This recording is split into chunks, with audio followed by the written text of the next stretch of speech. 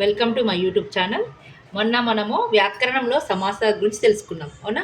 ఆ సమాసాలు 6 రకాలు ఉంటాయని చెప్పి తెలుసుకున్నాం. దాంట్లో విగ్రహవాక్యం అంటే ఏంటి, సమాసం అంటే ఏంటి అనేది మనకందరికీ మీకు వివరంగా వివరించాను.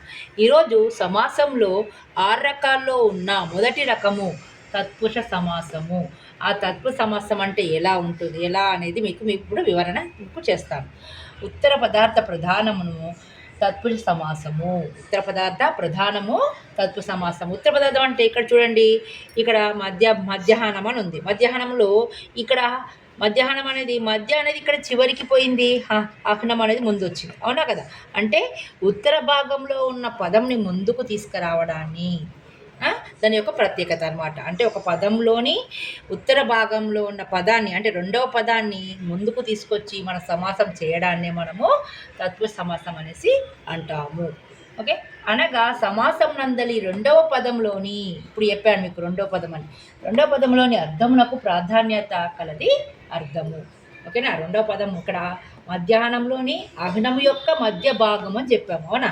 అహనము అంటే ఇక్కడ మనం ఏం చేస్తాము, అహనంని ముందుకు తీసుకొచ్చాము. అంటే ఉత్తర పదం అనేది ముందుకు రాసి పూర్వపదం అనేది తర్వాత రాస్తామన్నమాట. దీని ప్రత్యేకత ఏంటంటే చివరిలో ఉన్న రెండవ పదాన్ని ముందు రాసి మనము వివరించేదాన్నే తత్పురుష సమాసం అని అంటాము. ఇంకా విభక్తులను అనుసరించి తత్పురుష సమాసాలు అనేటివి 8 భాగాలుగా మనము విభజించాము. తత్పురుష సమాసాలు ఏంటివి? విభక్తుల యొక్క, మనకు విభక్తులు అందరికీ తెలుసు, మీకు ఇంతకుముందు మేము లింక్ కూడా పెట్టారని చెప్పాను. విభక్తులు అనేటివి మీ అందరికీ తెలుసు, 7 విభక్తులని ప్రత్యయములు ఉంటాయని చెప్పాను, అవునా కదా? అలాగా ఈ యొక్క ప్రథమ విభక్తి కాడ నుంచి సప్తమి విభక్తి వరకు ఉన్న వాటి యొక్క ప్రత్యయములు బట్టి మనకు ఈ యొక్క తత్పురుష సమాసాలు అనేటివి మనకు చేంజ్ అవుతూ ఉంటాయి. దాంట్లో మొదటిది ప్రథమ తత్పురుష సమాసము.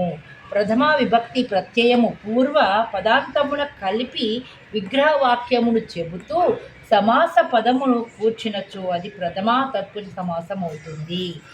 ఇక్కడ మనందరికీ తెలుసు, విభక్తి ప్రత్యయంలో మొదటిది ప్రథమ విభక్తిలో డూమువులు అనేది ప్రథమ విభక్తి అని మీ అందరికీ తెలుసు, అవునా? అలాగే ఇక్కడ అహ్నము, ము అనేది ఇక్కడ అహ్నము అనేది ము అనేది ఇక్కడ వచ్చేసిందా లేదా ప్రథమ విభక్తిలో? ఆ అహ్నం అనేది మనం ఏం చెప్పుకున్నాం, దీంట్లో సమాసంలో తత్వ సమాసంలో ఉత్తర భాగంని మనకు బేసిగా చేసుకుంటాం, అంటే ముందుగా చేసి రాస్తామని చెప్పాం. చూసారా, అహ్నము దాంట్లో, ఇక్కడ మధ్యాహ్నం దాంట్లో అహ్నము యొక్క మధ్య భాగము అని చెప్పేసి పెట్టారు. ఇక్కడ అహ్నము అనేది ప్రథమ విభక్తి కాబట్టి ఇక్కడ ప్రథమ తత్పురుష సమాసం అని చెప్పేసి మనం దీన్ని చెప్పుకుంటాం. ఇక్కడ అర్ధరాత్రి అని ఉంది. రెండవ ఉదాహరణ చూస్తే అర్ధరాత్రి ఉంది.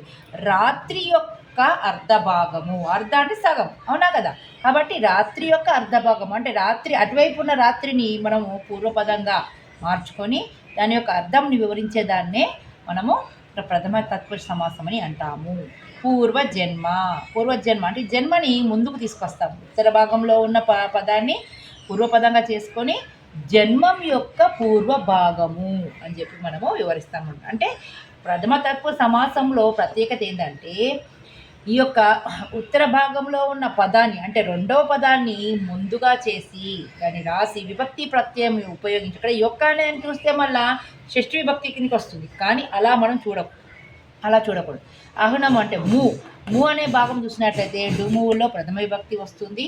అంతేకాకుండా ఉత్తర పదంలో ఉన్న పదాన్ని పూర్వపదంగా మార్చి దాని యొక్క అర్థాన్ని వివరించేదాన్ని మనము ప్రథమ తత్వ సమాసం అనేసి అంటాము. రేపు మనము ద్వితీయ తత్వ సమాసం గురించి తెలుసుకుందాము. ఇది మీకు నచ్చినట్లయితే లైక్ చేయండి, షేర్ చేయండి, సబ్స్క్రైబ్ చేయండి. మర్చిపోకండి, తప్పకుండా చేస్తారు కదా.